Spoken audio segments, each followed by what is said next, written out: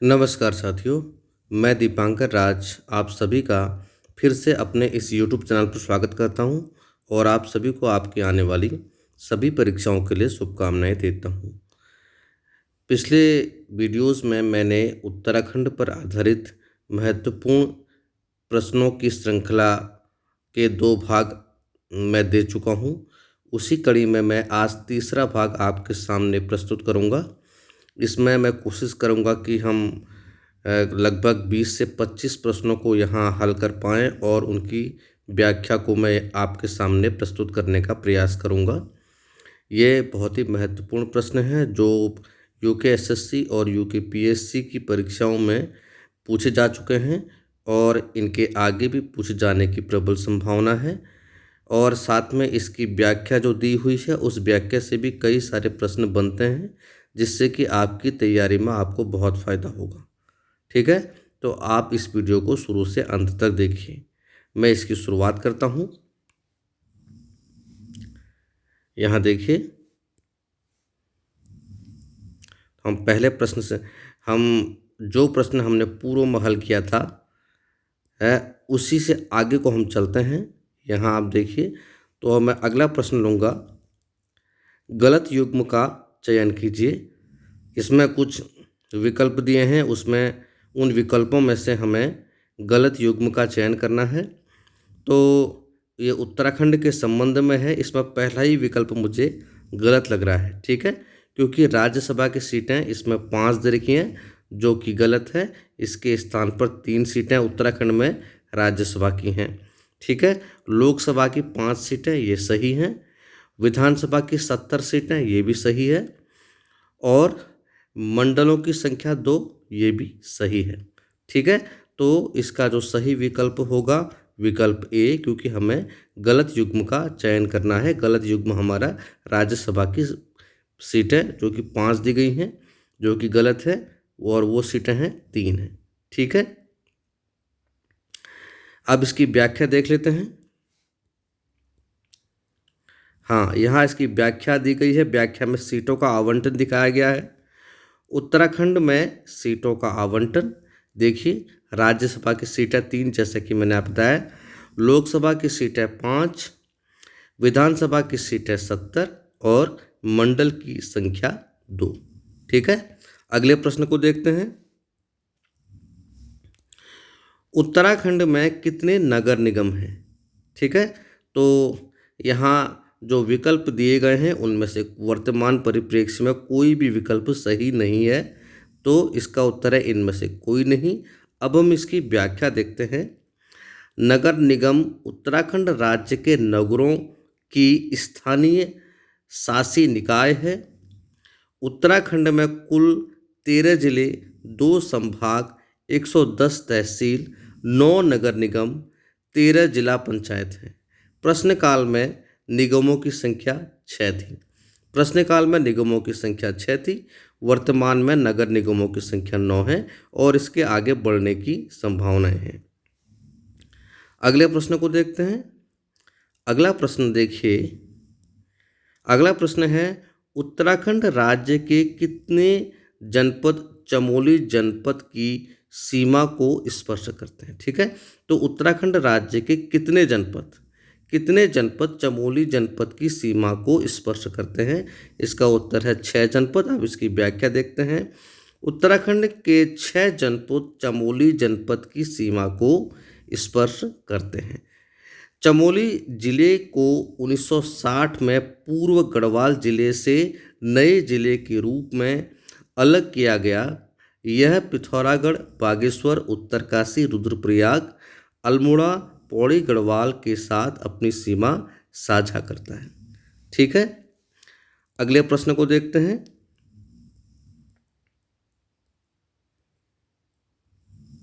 हाँ, अगला प्रश्न है उत्तराखंड राज्य में कितनी तहसीलें हैं? तो इन चारों विकल्पों में से वर्तमान में कोई भी विकल्प सही नहीं है, तो इसका उत्तर होगा इनमें से कोई नहीं। और अब इसकी क्योंकि जो तहसीलों की संख्या है वो 110 हो चुकी है। ठीक है, अब इसकी व्याख्या देखते हैं। उत्तराखंड राज्य की प्रशासनिक इकाइयों में मंडल 2 हैं, कुल जिले 13 हैं, तहसील 110 हैं, जैसे कि मैं पूर्व में बताया, विकास खंड 95 हैं। ठीक है, बिल्कुल आप इनको याद कर लीजिए, ये कभी भी पूछ जा सकते हैं, इनके पूछे जाने की संभावना हर एग्जाम में रहती है, चाहे वो यूके का हो, यूके पीएससी का हो, लोअर पीसीएस का हो, अपर पीसीएस का हो।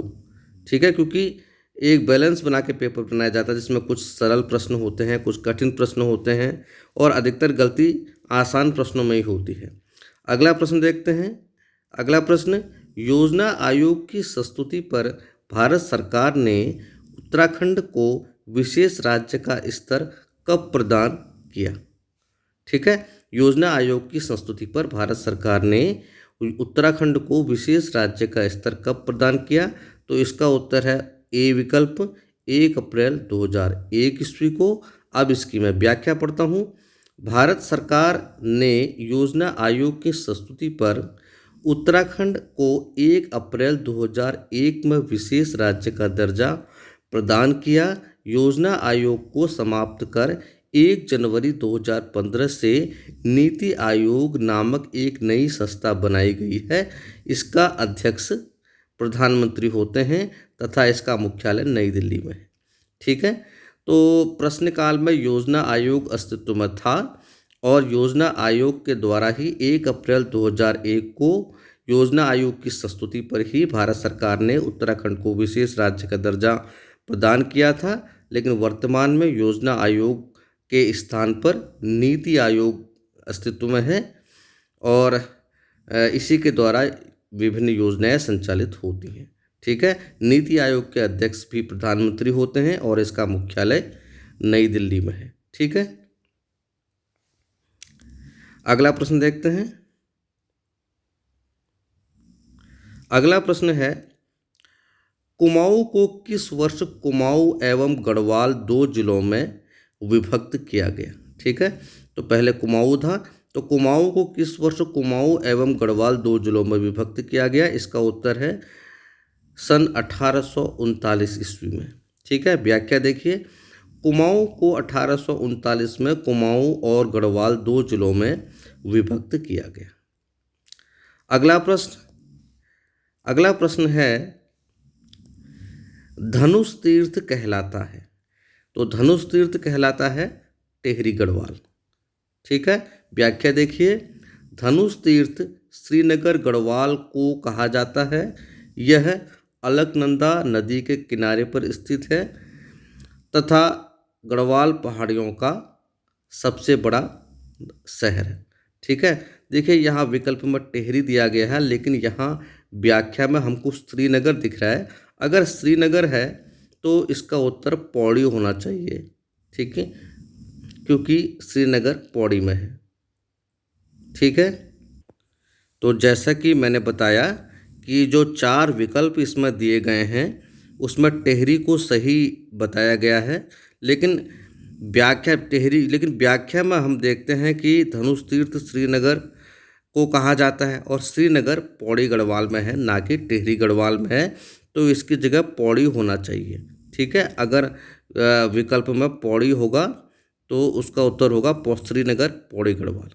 ठीक है, ना कि टिहरी इसमें गलत माना जाएगा। ठीक है, अगला प्रश्न देखते हैं। अगला प्रश्न है, पिथौरागढ़ का उत्तर पूर्वी भूखंड प्राचीन काल में कहलाता था, क्या कहलाता था? तो इसका उत्तर है सीरा राज्य। ठीक है, अब इसकी व्याख्या पढ़ते हैं। पिथौरागढ़ का उत्तर पूर्वी भूखंड प्राचीन काल में सीरा राज्य कहलाता था। पिथौरागढ़ का पुराना नाम सोर घाटी है। सोर शब्द का अर्थ होता है सरोवर। यहाँ पर माना जाता है कि पहले इस घाटी में 7 सरोवर थे। दिन प्रतिदिन सरोवरों का पानी सूखता चला गया और यहाँ पर पठारी भूमि का जन्म हुआ। ठीक है, अगला प्रश्न देखते हैं।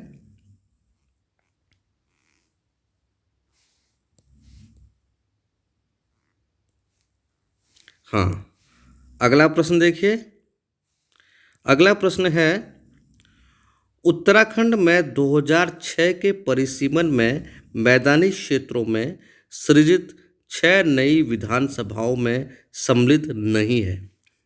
ठीक है, तो क्योंकि परिसीमन 2006 में हुआ था, उस समय कुछ नई विधानसभाएं सृजित हुई थी, विधानसभा सीटें, तो उसमें नहीं, क्या सम्मिलित नहीं है, तो इसका उत्तर है बी, खानपुर। ठीक है, व्याख्या देखते हैं। उत्तराखंड में 2006 ईस्वी के परिसीमन में मैदानी क्षेत्रों में सृजित 6 नई विधानसभाओं में खानपुर सम्मिलित नहीं है। ठीक है, अगला बिंदु देखते हैं, अगला प्रश्न देखते हैं। अगला प्रश्न है, निम्न में से उत्तर प्रदेश के किस जिले से नैनीताल जिले की सीमाएं लगती हैं? उत्तर प्रदेश का कौन सा जिला है वो? तो इसका उत्तर है बिजनौर। व्याख्या देखते हैं। नैनीताल उत्तराखंड का एक जिला है। यह एक महत्वपूर्ण पर्यटक स्थल भी है। इसे झीलों का जिला कहा जाता है। इसमें से सबसे प्रमुख झील नैनी झील है। यह उत्तर प्रदेश के बिजनौर जिले से सीमाएं बनाती है। ठीक है, तो नैनीताल जिला उत्तर प्रदेश के बिजनौर जिले से सीमा बनाता है। ठीक, अगला प्रश्न देखते हैं। अगला प्रश्न देखिए, उत्तराखंड पंचायती राज में महिलाओं के लिए आरक्षित स्थानों का प्रतिशत है। तो इसका उत्तर है बी। आप सब जानते हैं 50% सीटें महिलाओं के लिए आरक्षित हैं। व्याख्या देखिए। मार्च 2008 में पारित पंचायत संशोधन अधिनियम के अनुसार पंचायतों में महिलाओं के लिए आरक्षण 33% से बढ़ाकर 50% कर दिया गया। पंचायतों में पंचायती राज ग्रामीण स्थानीय स्वशासन की एक प्रणाली है। 73वें और 74वें संशोधन अधिनियमों में भारत के संविधान में नए घटकों को जोड़ा गया। 73वां संविधान संशोधन देश भर की पंचायती राज संस्थाओं में महिलाओं के लिए 33% अनिवार्य आरक्षण की व्यवस्था करता है। ठीक है, जो 73वां संविधान संशोधन था वो महिलाओं के लिए पंचायती राज संस्थाओं में 33% आरक्षण की व्यवस्था करता था। लेकिन मार्च 2008 में पंचायती राज संशोधन अधिनियम आया, जिसमें महिलाओं के लिए पंचायतों में सीटों को 33% से बढ़ाकर 50% कर दिया गया। ठीक है, तो इसी संशोधन द्वारा सभी राज्यों में 50% सीटें महिलाओं के लिए आरक्षित हो कर दी गई। किसमें? पंचायती राज व्यवस्था के तहत पंचायतों में। ठीक है, अगला प्रश्न देखते हैं। अगला प्रश्न है, उत्तराखंड अंतरिक्ष आयोग केंद्र की स्थापना की गई। कब की गई? उत्तराखंड अंतरिक्ष आयोग केंद्र की स्थापना की गई 2005 में। इसकी व्याख्या देखिए। उत्तराखंड अंतरिक्ष आयोग केंद्र की स्थापना वर्ष 2005 में देहरादून में की गई थी। उत्तराखंड अंतरिक्ष अनुप्रयोग केंद्र अंतरिक्ष प्रौद्योगिकी से संबंधित गतिविधियों के लिए उत्तराखंड राज्य में नोडल एजेंसी है और इसे राज्य और इसके लोगों के लाभ के लिए अंतरिक्ष प्रौद्योगिकी को नियोजित करने का अधिकार है। ठीक है, तो अंतरिक्ष उपयोग केंद्र, ठीक है, इसमें देखिए, तो अंतरिक्ष उपयोग केंद्र की स्थापना कब की गई? 2005 में की गई। और उत्तराखंड अंतरिक्ष उपयोग केंद्र की स्थापना 2005 में देहरादून में की गई थी। ठीक है, जो कि सभी संबंधित एजेंसियों के लिए एक नोडल एजेंसी है। ठीक है, सभी अंतरिक्ष से संबंधित गतिविधियों के लिए नोडल एजेंसी है। क्या? उत्तराखंड अंतरिक्ष उपयोग केंद्र। आगे चलते हैं। अगला प्रश्न, उधम सिंह नगर जिला बना, कब बना? तो उधम सिंह नगर जो जनपद के रूप में स्थापित हुआ वो हुआ था 1995 में। विकल्प डी सही है इसका। और अब इसकी व्याख्या देखते हैं। व्याख्या देखते हैं इसकी। उधम सिंह नगर जिला नैनीताल का एक हिस्सा था। इसे 1995 में जिला बना दिया गया। इसका नाम स्वतंत्रता सेनानी और भारतीय क्रांतिकारी उधम सिंह के नाम पर रखा गया है। उत्तराखंड में वर्तमान में कुल जिलों की संख्या 13 है। ठीक है, तो 1995 में उधम सिंह नगर अस्तित्व में आया और इसका नाम स्वतंत्रता सेनानी और भारतीय क्रांतिकारी उधम सिंह के नाम पर रखा गया है। ठीक है, और वर्तमान में जिलों की संख्या कितनी है? उत्तराखंड में 13 है। अगला प्रश्न, उत्तराखंड राज्य के किस जनपद की सीमा राज्य के 7 जनपदों के साथ है? तो इसका उत्तर है पौड़ी गढ़वाल। ठीक है, व्याख्या देखिए। उत्तराखंड राज्य के पौड़ी गढ़वाल जनपद की सीमा राज्य के 7 जनपदों के साथ सीमा बनाती है। ये 7 जिले अल्मोड़ा, नैनीताल, रुद्रप्रयाग, चमोली, देहरादून, टिहरी गढ़वाल और हरिद्वार हैं। ठीक है, अगला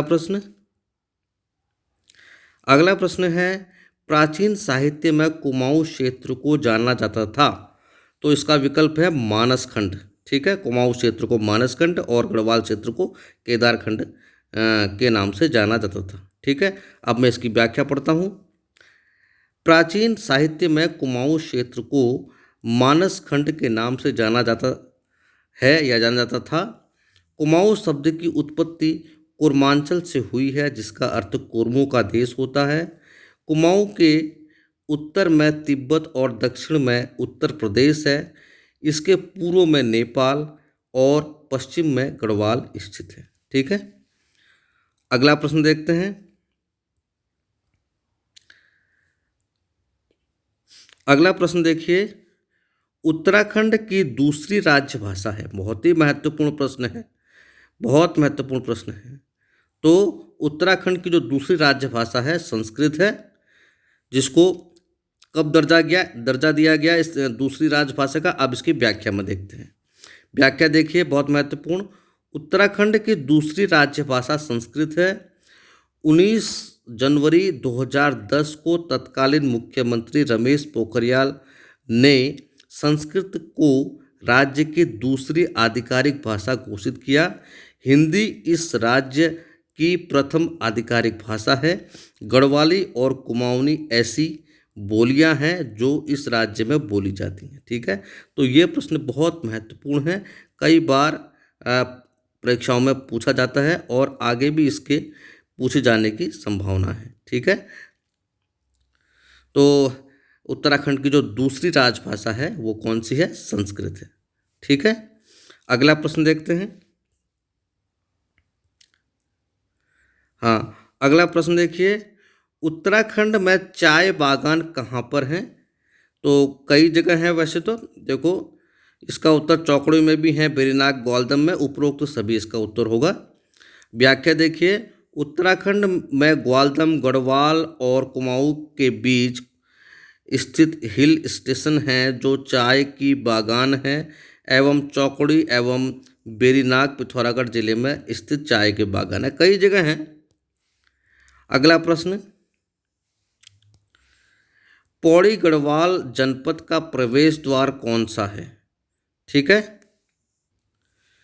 तो वैसे तो संपूर्ण गढ़वाल का प्रवेश द्वार इसे कहा जाता है। तो यहाँ पर पौड़ी गढ़वाल लिखा हुआ है, तो इसका उत्तर होगा कोट द्वार। ठीक है, हरिद्वार को इस टाइप से लिखा गया, तो इसका हरिद्वार, कोट द्वार, ऋषिकेश, दुगोडा, तो इसका उत्तर कोट द्वार है। ठीक है, अब इसकी व्याख्या देखते हैं, आगे चलते हैं। हाँ, तो यहाँ इसकी व्याख्या देखिए, कोट द्वार को पौड़ी गढ़वाल का प्रवेश द्वार माना जाता है। कोट द्वार अपने धार्मिक महत्व के लिए जाना जाता है। यह प्रसिद्ध पहाड़ी इलाका लैंसडाउन का प्रवेश द्वार है। ठीक है, तो लैंसडाउन जो पहाड़ी इलाका है उसका प्रवेश द्वार है। पौड़ी गढ़वाल, अब पौड़ी गढ़वाल के बारे में, उत्तराखंड का जिला है जो उत्तर में चमोली, रुद्रप्रयाग, दक्षिण में बिजनौर, पूर्व में अल्मोड़ा, पश्चिम में देहरादून से घिरा है। ठीक है, अगला प्रश्न देखिए, अगला प्रश्न है, क्षेत्रफल की दृष्टि से उत्तराखंड का सबसे बड़ा राष्ट्रीय पार्क है। अब राष्ट्रीय पार्कों की बात हो रही है तो उसमें सबसे क्षेत्रफल की दृष्टि से जो सबसे बड़ा है इनमें से कोई नहीं है, ठीक है। कार्बेट नेशनल, पुष्पावती, राजाजी, इनमें से कोई नहीं है। तो इसकी व्याख्या देखते हैं। गंगोत्री राष्ट्रीय उद्यान 1989 उत्तरकाशी जिले में भागीरथी नदी के ऊपरी जल ग्रहण क्षेत्र में स्थित है। यह उत्तराखंड का सबसे बड़ा राष्ट्रीय उद्यान है जिसका क्षेत्रफल 23,2,390, ठीक है, 2,390.02 वर्ग किमी है। गंगोत्री राष्ट्रीय उद्यान शंकुधारी जंगलों से घिरा हुआ है जो ज़्यादातर समशीतोष्ण है, ठीक है। तो सबसे बड़ा जो राष्ट्रीय उद्यान है, राष्ट्रीय पार्क है, वो उत्तराखंड का वो गंगोत्री राष्ट्रीय उद्यान है क्षेत्रफल की दृष्टि से, जो कि इन विकल्पों में कहीं नहीं है। तो इसका उत्तर होगा इनमें से कोई नहीं।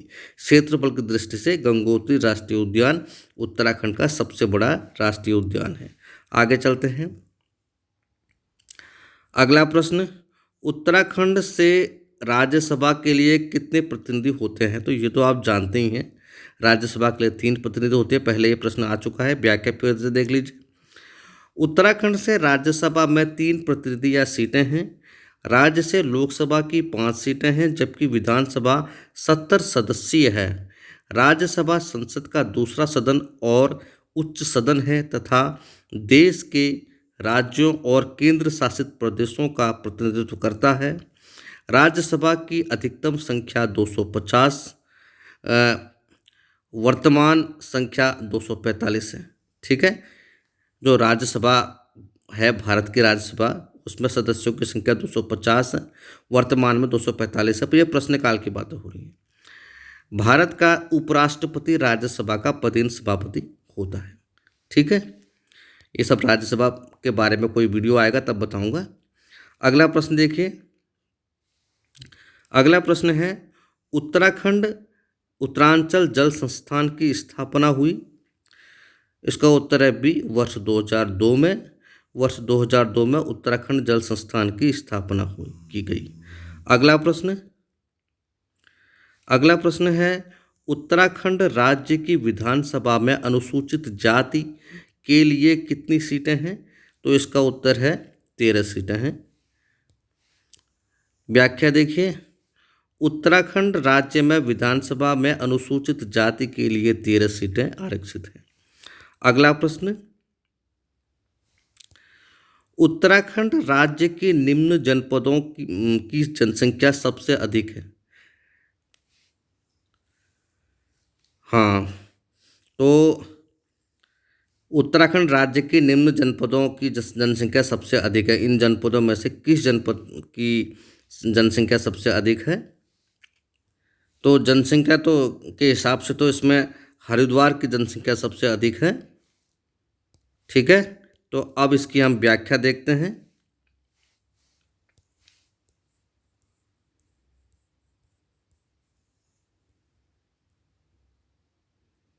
हाँ, तो व्याख्या देखिए। उत्तराखंड की सर्वाधिक जनसंख्या व जनघनत्व वाला जिला हरिद्वार है, जबकि न्यूनतम जनसंख्या व जनघनत्व वाला जिला क्रमशः रुद्रप्रयाग व उत्तरकाशी है, ठीक है। अगला प्रश्न, क्षेत्रफल की दृष्टि से निम्न में से कौन सा जिला उत्तराखंड राज्य में सबसे छोटा है? तो इसका उत्तर है चंपावत। ये तो आप जानते ही हैं। इसकी व्याख्या देखते हैं। उत्तराखंड का क्षेत्रफल की दृष्टि से सबसे छोटा जिला चंपावत है, वहीं क्षेत्रफल की दृष्टि से सबसे बड़ा जिला चमोली है। जनसंख्या की दृष्टि से उत्तराखंड का सबसे बड़ा जिला हरिद्वार है और जनसंख्या की दृष्टि से सबसे छोटा जिला रुद्रप्रयाग है, ठीक है। तो यहाँ पर एक प्रश्न से 4-5 प्रश्न बन गए। अगला प्रश्न है, उत्तराखंड राज्य की कुल लंबाई तथा चौड़ाई है। तो इसका उत्तर है विकल्प ए। इसमें आपने शुरुआत में जब हम पढ़ते हैं तो 358 किमी लंबाई, 320 किमी चौड़ाई, ठीक है। व्याख्या देखिए। उत्तराखंड राज्य का आकार लगभग आयताकार है। पूर्व से पश्चिम तक राज्य की लंबाई लगभग 358 किमी व उत्तर से दक्षिण तक चौड़ाई लगभग 320 किमी है। ठीक है, अगला प्रश्न देखते हैं। अगला प्रश्न, उत्तराखंड राज्य में कितने जिले हैं जो किसी अन्य राज्य या देश से नहीं मिलते हैं? तो इसका उत्तर है 4। और व्याख्या देखते हैं। उत्तराखंड में 5 जिले विदेशी सीमा तथा 6 जिले राज्य सीमा साझा करते हैं। 4 जिले आंतरिक हैं जो किसी देश या राज्य से सीमा साझा नहीं करते हैं। ये 4 जिले हैं रुद्रप्रयाग, बागेश्वर, टेहरी गढ़वाल और अल्मोड़ा। ठीक है, अगला प्रश्न। अगला प्रश्न, उत्तराखंड निर्माण हेतु कौशिक समिति का गठन किया गया था? तो ये किया गया था 1994 में। व्याख्या देखते हैं। उत्तराखंड निर्माण हेतु कौशिक समिति का गठन 4 जनवरी 1994 को किया गया। कौशिक समिति के अध्यक्ष रमाशंकर कौशिक थे। इस समिति ने उत्तराखंड राज्य में 8 जनपदों व 3 मंडलों की स्थापना की सिफारिश की थी। ठीक है, अगला प्रश्न। अगला प्रश्न है, किस स्थान को महात्मा गांधी ने भारत का स्विट्जरलैंड कहकर पुकारा? आप जानते हैं, इसका उत्तर है कौसानी। ठीक है, इसकी व्याख्या देखते हैं। हाँ,